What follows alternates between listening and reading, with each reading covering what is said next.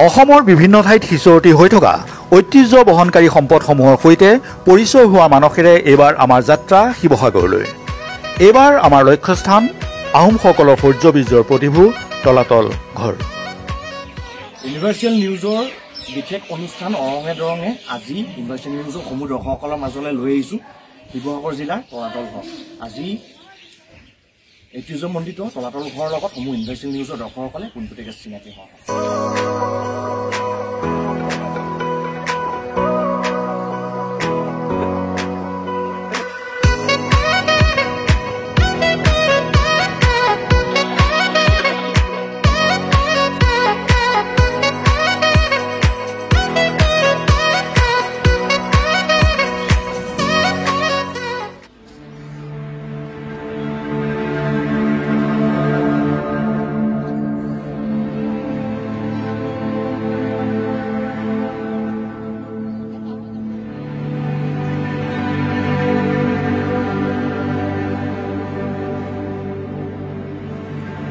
আহোম স্থাপত্যকলাৰ উৎকৃষ্ট নিদৰ্শন এই তলাতল ঘৰ।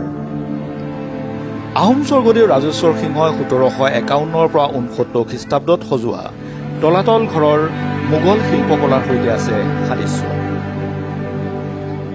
7 মহলীয়া এই প্ৰাসাদটোৰ মাটিৰ ওপৰত আছে 4টাকৈ মহল আৰু মাটিৰ তলত আছে 3টাকৈ মহল।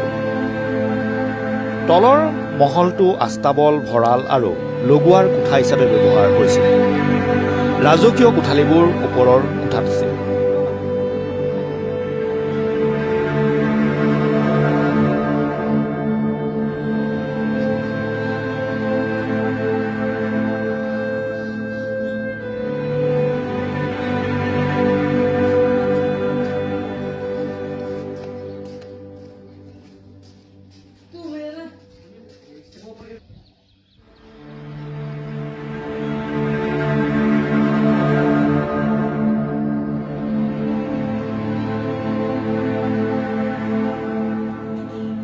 তলাতল ঘৰত মাটিৰ তলত 2টাকৈ সুৰংগ পথ আছিল। তাৰে এটাৰ দৈৰ্ঘ্য আছিল 3 কিলোমিটাৰ, যিটো দিখৌৰ লগত সংযোগ আছিল, আৰু আনটোৰ দৈৰ্ঘ্য আছিল 16 কিলোমিটাৰ, যাৰ সৈতে গড়গাঁৱৰ কাৰেংঘৰৰ সৈতে সংযোগ আছিল। এইবোৰৰ ব্যৱহাৰ হৈছিল যুদ্ধকালীন সময়ত আত্মগোপনৰ বাবে।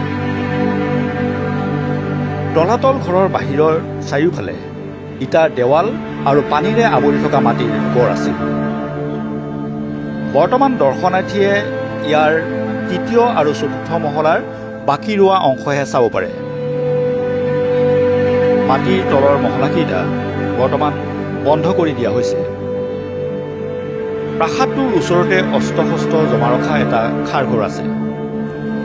তলাতল ঘৰ অৱস্থিত ৰংপুৰ আহোমসকলৰ প্ৰশাসনিক দিশৰ অন্যতম উল্লেখনীয় ঠাই আছিল।